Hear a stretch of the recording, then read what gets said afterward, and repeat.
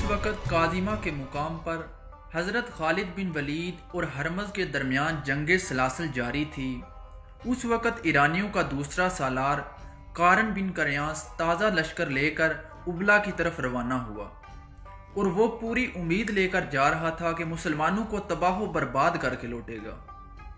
وہ اپنے لشکر کو دجلہ کے بائیں کنارے کے ساتھ ساتھ لے کر جا رہا تھا۔ اس کی رفتار خاصی تیز تھی۔ اس نے مزار کے مقام پر لشکر کو دریائے دجلہ پار کرایا اور جنوب میں دریائے موکل تک جا پہنچا۔ جب وہ دریائے موکل کے پار گیا تو اسے ہرمز کی لشکر کی ٹولیاں آتی دکھائی دیں، جو جنگ سلاسل میں شکست کھا کر واپس آ رہے تھے، اور ان کے پیچھے حضرت مثنہ بن خارثہ 2000 سوار لے کر ان کے تعاقب میں آ رہے تھے۔ کاظمہ کے نظم و نسق کے لیے اپنے کچھ آدمی کاظمہ میں چھوڑ کر حضرت خالد بن ولید آگے بڑھ گئے، اور اب ان کی پیش قدمی کی رفتار تیز نہیں تھی، کیونکہ کسی بھی مقام پر ایرانیوں سے لڑائی کا امکان تھا۔ حضرت خالد بن ولید نے اپنے جاسوس جو اس علاقے کے مسلمان تھے ہر طرف بھیج رکھے تھے۔ دوسری طرف حضرت مثنہ بن خارثہ آگے بڑھتے جا رہے تھے، اور وہ دریائے موکل عبور کرنا چاہتے تھے، لیکن دور سے انہیں ایرانیوں کی خیمے گاہ نظر آ گئی۔ حضرت مثنہ بن خارثہ نے جلدی سے اپنے قاصد حضرت خالد بن ولید کی طرف دوڑا دیے، جنہوں نے آ کر حضرت خالد بن ولید کو بتایا کہ ایرانیوں کا بہت بڑا لشکر دریائے موکل کے کنارے خیمہ زن ہے۔ جب حضرت خالد بن ولید کی فوج ایرانیوں کے سامنے پہنچی تو حضرت خالد بن ولید نے اپنی فوج کو روک لیا۔ حضرت مثنہ بن خارثہ اپنے سوار دستے کے ساتھ حضرت خالد بن ولید کے پیچھے تھے۔ دائیں اور بائیں جانب پہلو پر حضرت خالد بن ولید کے مقرر کیے ہوئے 2 سالار عاصم بن عمرو اور عدی بن حاتم تھے۔ اس دور کی جنگوں کے دستور کے مطابق ایرانیوں کا سپہ سالار قارن آگے آیا اور اس نے مسلمانوں کو انفرادی مقابلے کے لیے للکارا۔ مسلمانوں کی صفوں سے حضرت معقل بن العاشی آگے نکلے اور اسے قتل کر دیا۔ اس کے بعد دوسرے 2 ایرانی سپہ سالار قباز اور انوشجان آگے نکلے اور انفرادی مقابلے کے لیے للکارا۔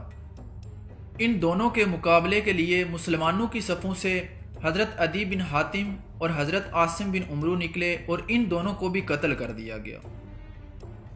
حضرت خالد بن ولید نے جب دیکھا کہ ایرانیوں کا سپہ سالار مارا گیا ہے اور اس کے بعد اس کے دونوں سالار جنہیں اپنے لشکر کو منظم طریقے سے لڑانا تھا وہ بھی مارے گئے ہیں، تو حضرت خالد بن ولید نے اپنے لشکر کو حملے کا حکم دے دیا۔ ایرانیوں کے لشکر میں وہ سپاہی بھی شامل تھے جو اپنے دلوں پر مسلمانوں کی دہشت لیے ہوئے جنگ سلاسل سے بھاگے تھے۔ اب انہوں نے اپنے 3 سالاروں کو مرتے دیکھا تو ان کی دہشت میں اور اضافہ ہو گیا۔ حضرت خالد بن ولید نے ایک ہی بار میں اپنے تمام دستے جنگ میں نہ جھونک دیے، بلکہ انہوں نے قلب کے دستوں کو باری باری آگے بھیجا اور انہیں یہ ہدایت دی کہ وہ دشمن کی صفوں کے اندر نہ جائیں، بلکہ دشمن کو اپنے ساتھ آگے لانے کی کوشش کریں۔ اس کے ساتھ ساتھ حضرت خالد بن ولید پہلو کو اس طرح پھیلاتے چلے گئے کہ وہ دشمن کے پہلو پر حملہ کر سکیں۔ ایرانیوں کے سالاروں کے مر جانے سے ایرانی سپاہ کے حوصلے جواب دینے لگے۔ ان کی دوسری کمزوری نے ان کے جسم توڑ کر رکھ دیے۔ یہ کمزوری ان کے ہتھیاروں کا بوجھ تھا۔ جب حضرت خالد بن ولید نے یہ بھانپ لیا کہ ایرانی تھک چکے ہیں، تو حضرت خالد بن ولید نے قلب کے پیچھے رکھے ہوئے محفوظہ کے دستے کو دشمن کے قلب پر حملے کا حکم دے دیا۔ ان دستوں کو جو پہلے موج در موج انداز سے حملے کر رہے تھے، حضرت خالد بن ولید نے پیچھے ہٹا لیا۔ ایرانی لشکر مسلمانوں کے نئے حملے کی تاب نہ لا سکا۔ ان کا جانی نقصان پہلے ہی بہت ہو چکا تھا اور اب وہ بکھرنے لگے۔ مسلمانوں نے دیکھا کہ پیچھے جو ایرانی سپاہی تھے وہ دریا کی طرف بھاگے جا رہے تھے۔ اس وقت مسلمان فوج کو وہ کشتیاں دکھائی دیں جو سینکڑوں کی تعداد میں دریا کے کنارے بندھی ہوئی تھیں۔ حضرت خالد بن ولید نے اپنے لشکر کو حکم دیا کہ ان کشتیوں پر یا قبضہ کر لو یا ان کو توڑ دو تاکہ ایرانی بھاگ نہ سکیں۔ ایرانیوں کے زندہ بھاگ نکلنے کا صرف ذریعہ یہی کشتیاں تھیں جو مسلمانوں نے دیکھ لی تھیں۔ ایرانیوں نے لڑائی سے منہ موڑ کر کشتیوں کا رخ کیا۔ وہ ایک دوسرے سے پہلے کشتیوں میں سوار ہونے کی کوشش کرنے لگے۔